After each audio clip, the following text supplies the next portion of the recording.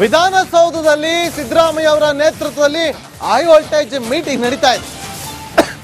ಕಳೆದ 1.5 ಗಂಟೆಯಿಂದ ಕಾರ್ಖಾನೆ ಮಾಲೀಕರ ಜೊತೆಯಲ್ಲಿ ಸಭೆಯನ್ನ ಮಾಡ್ತಿದ್ದಾರೆ. ಹೆಚ್ಚುವರಿ ದರ ನೀಡಲ್ಲ ಅಂತಿದ್ದಾರಂತೆ ಕಾರ್ಖಾನೆ ಮಾಲೀಕರು. 3200 ರೂಪಾಯಿ ಬಿಟ್ಟು ಹೆಚ್ಚುವರಿ ಹಣ ಕೊಡೋಲ್ಲ ಅಂತಿದ್ದಾರಂತೆ ಮಾಲೀಕರು. ಸಿಎಂ ಅವರ ಪ್ಲಾನ್ ಏನು?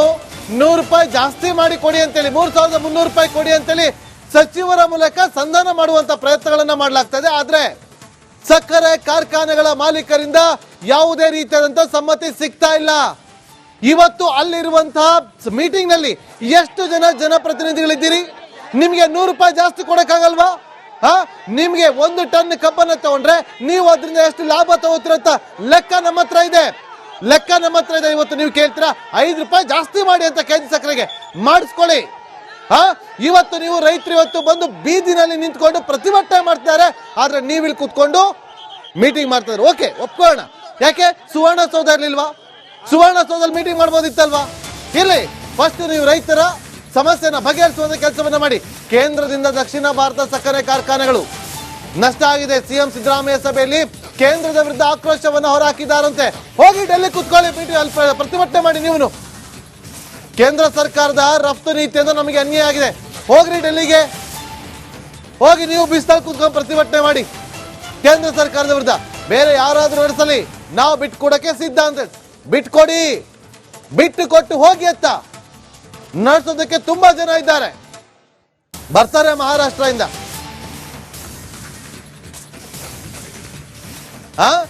ಸಿಎಂ ಸಿದ್ದರಾಮಯ್ಯ ಅವರ ಸಭೆಯಲ್ಲಿ ಹೇಳ್ತಾರೆ, ಸಿಎಂ ಮುಂದೆಯೇ ಸಕ್ಕರೆ ಕಾರ್ಖಾನೆ ಮಾಲೀಕರು ಕಿಡಿಕಾರಿದ್ದಾರೆ. ರಫ್ತು ನೀತಿಯಿಂದ ನಮಗೆ ಅನ್ಯಾಯ ಆಗಿದೆ ಅಂತೇಳಿ. ನಿಮ್ಗೆ ಕೇಂದ್ರದಿಂದ ಅನ್ಯಾಯ ಆಗಿದ್ರೆ ಹೋಗಿ ದಯವಿಟ್ಟು ಕೈ ಮುಗಿದು ಬೇಡ್ಕೊತೀವಿ, ಹೋಗಿ ದೆಹಲಿಗೆ ಹೋಗ್ಬಿಟ್ಟು ನೀವು ಅಲ್ಲಿ ಕುತ್ಕೊಂಡು ಪ್ರೊಟೆಸ್ಟ್ ಮಾಡಿ, ಬಿಸಿಲಲ್ಲಿ ಕುತ್ಕೊಳ್ಳಿ. ನಿಮಗೆ ನಡೆಸೋದಕ್ಕೆ ಯೋಗ್ಯತೆ ಇಲ್ಲ ಅಂದ್ರೆ ಬಿಡಿ, ಬರ್ತಾರೆ ಬೇರೆ ಖಾಸಗಿ ಕಂಪನಿಗಳು ಬರ್ತವೆ. ಎಲ್ಲಾ ಜನಪ್ರತಿನಿಧಿಗಳೇ ಇರೋದು ಸಕ್ಕರೆ ಕಾರ್ಖಾನೆಗಳು. ಎಲ್ಲ MLA, ಮಿನಿಸ್ಟರ್, MLC ಇವ್ರದೇ ಇರೋದಲ್ಲ. ಎಲ್ಲ ನಿಮಗೆ ನಡ್ಸಕ್ ಯೋಗ್ಯತೆ ಇಲ್ಲ ಅಂದ್ರೆ ಬಿಟ್ಬಿಡಿ. ನಡ್ಸಕ್ ಆಗ್ತಿಲ್ಲ ಅಂತೇಳಿ ಬಿಟ್ಬಿಡಿ. ಮಹಾರಾಷ್ಟ್ರ ಇಂದನೋ ಬೇರೆ ಸ್ಟೇಟ್ ಇಂದನೋ ಬಂದು ನಡೆಸ್ತಾರೆ. ರೈತರಿಗೆ ಅವಾಗ್ಲಾರು ನ್ಯಾಯ ಸಿಗುತ್ತೆ. ನಿಮಗೆ ಕೇಂದ್ರ ಹತ್ತ ಬೊಟ್ಟು ಮಾಡಿ ತೋರಿಸ್ತಿದ್ರ. ಯಾಕೆ ಇವತ್ತು ನಿಮ್ಗೆ ಕೇಂದ್ರದ ಮೇಲೆ ನಿಮ್ಗೆ ಆರೋಪವನ್ನ ಮಾಡ್ತಾ ಇದ್ರಿ? ಹೋಗಿ ಡೆಲ್ಲಿಗೆ, ನಾವೇ ನಿಮ್ಗೆ ಫ್ಲೈಟ್ ಟಿಕೆಟ್ ಬುಕ್ ಮಾಡಿಸ್ಕೊಡ್ತೀವಿ. ಅಲ್ಲಿ ಹೋಗ್ಬಿಟ್ಟು ಪಾರ್ಲಿಮೆಂಟ್ ಮುಂದೆ ಕುತ್ಕೊಂಡು ಪ್ರತಿಭಟನೆ ಮಾಡಿ. ಕೇಳಿ, ಅಲ್ಲಿ ಸಿಎಂ ಮುಂದೆ ಕುತ್ಕೊಂಡು ನೀವು ಈ ತರ ಕಿಡಿಕಾರಿದ್ರೆ ಸಿಎಂ ಏನಕ್ಕೆ ಕರೆದಿರೋದು? 100 ರೂಪಾಯಿ ಜಾಸ್ತಿ ಕೊಡಕ್ಕಾಗಲ್ವಾ ನಿಮ್ಗೆ? 100 ರೂಪಾಯಿ ಜಾಸ್ತಿ ಕೊಡಕ್ಕಾಗಲ್ವಾ?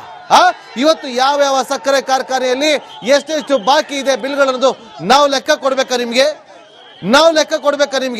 ನಿಮಗೆ ನಡ್ಸೋದಕ್ಕಾಗಲ್ಲ ಅಂತಂದ್ರೆ ದಯವಿಟ್ಟು ಹೋಗಿ, ಫಸ್ಟ್ ಹೋಗಿ. ಬರ್ತಾರೆ, ಬೇರೆಯವರು ಬರ್ತಾರೆ, ತುಂಬಾ ಜನ ಕಾಯ್ತಾರೆ. ನಡ್ಸೋದಕ್ಕೆ ಯೋಗ್ಯತೆ ಇರೋರು ಬಂದು ನಡೆಸ್ತಾರೆ. ನಿಮ್ಗೆ ರೈತರಿಗೆ 100 ರೂಪಾಯಿ ಜಾಸ್ತಿ ಕೊಡಕ್ಕಾಗಲ್ಲ ಅಂತಂದ್ರೆ ನಿಮಗೆ ನಡ್ಸೋದಕ್ಕೆ ಆಗಲ್ಲ ಅಂತಾನೆ ಅರ್ಥ.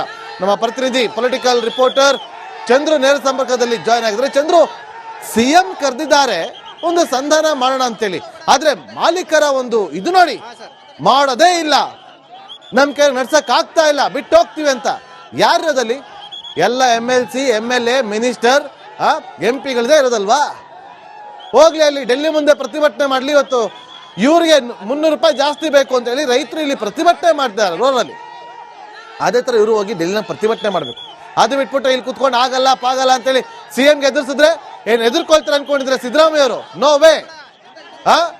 ಚಂದ್ರು, ಏನ್ ಆಗ್ತಾ ಇದೆ ಈಗ ಒಳಗಡೆ ಮೀಟಿಂಗ್ ಅಲ್ಲಿ? ಯಾಕೆ ಒಮ್ಮತಕ್ಕೆ ಬರ್ತಾ ಇಲ್ಲ? ಯಾಕೆ ಸಿದ್ದರಾಮಯ್ಯ ಅವರ ಒಂದು ಮನವಿಯನ್ನ ಸಕ್ಕರೆ ಕಾರ್ಖಾನೆ ಮಾಲೀಕರು ಸ್ವೀಕಾರ ಮಾಡ್ತಾ ಇಲ್ಲ? ಯಾಕೇನಾಗಿದೆ, ಏನಾಗ್ತಾ ಇದೆ? ಇನ್ಸೈಡ್ ಇನ್ಫಾರ್ಮೇಶನ್ ಏನ್ ಕೊಡ್ತೀರಿ ಚಂದ್ರು?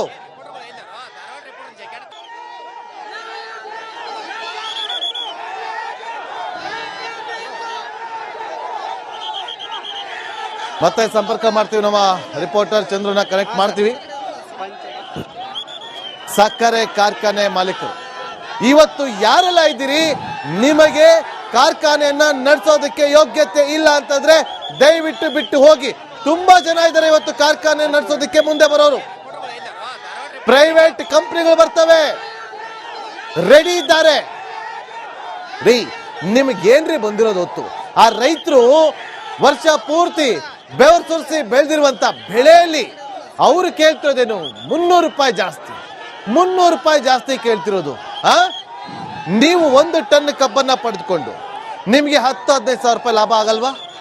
ಮಾಡ್ಕೊಳ್ತಿರೋ ಇಲ್ವೋ ಹೇಳಿ?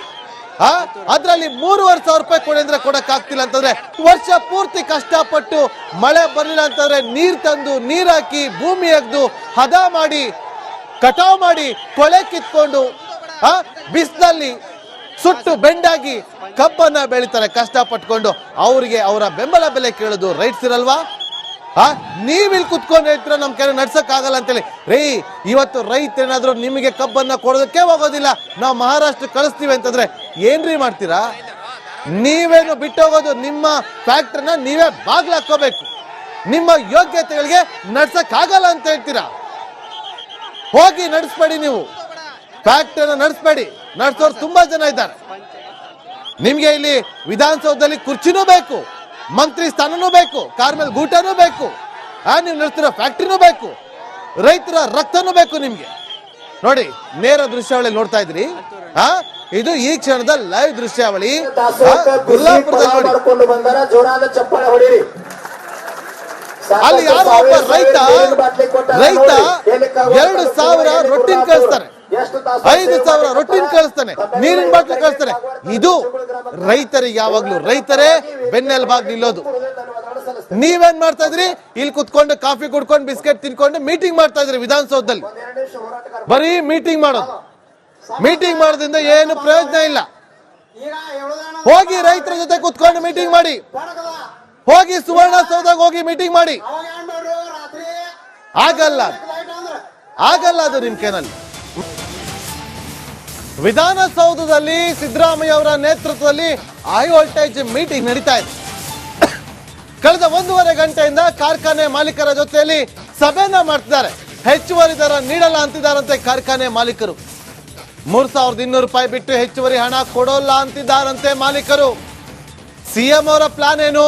100 ರೂಪಾಯಿ ಜಾಸ್ತಿ ಮಾಡಿ ಕೊಡಿ ಅಂತೇಳಿ, 3,300 ರೂಪಾಯಿ ಕೊಡಿ ಅಂತೇಳಿ ಸಚಿವರ ಮೂಲಕ ಸಂಧಾನ ಮಾಡುವಂತ ಪ್ರಯತ್ನಗಳನ್ನ ಮಾಡಲಾಗ್ತಾ ಇದೆ. ಆದ್ರೆ ಸಕ್ಕರೆ ಕಾರ್ಖಾನೆಗಳ ಮಾಲೀಕರಿಂದ ಯಾವುದೇ ರೀತಿಯಾದಂತಹ ಸಮ್ಮತಿ ಸಿಗ್ತಾ ಇಲ್ಲ.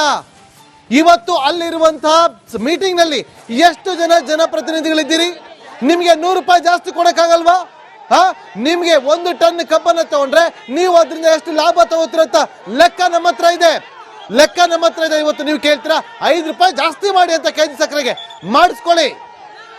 ಇವತ್ತು ನೀವು ರೈತರು ಇವತ್ತು ಬಂದು ಬೀದಿನಲ್ಲಿ ನಿಂತ್ಕೊಂಡು ಪ್ರತಿಭಟನೆ ಮಾಡ್ತಿದ್ದಾರೆ, ಆದ್ರೆ ನೀವಿಲ್ಲಿ ಕೂತ್ಕೊಂಡು ಮೀಟಿಂಗ್ ಮಾಡ್ತಿದ್ದಾರೆ. ಓಕೆ, ಒಪ್ಕೊಳ್ಳೋಣ.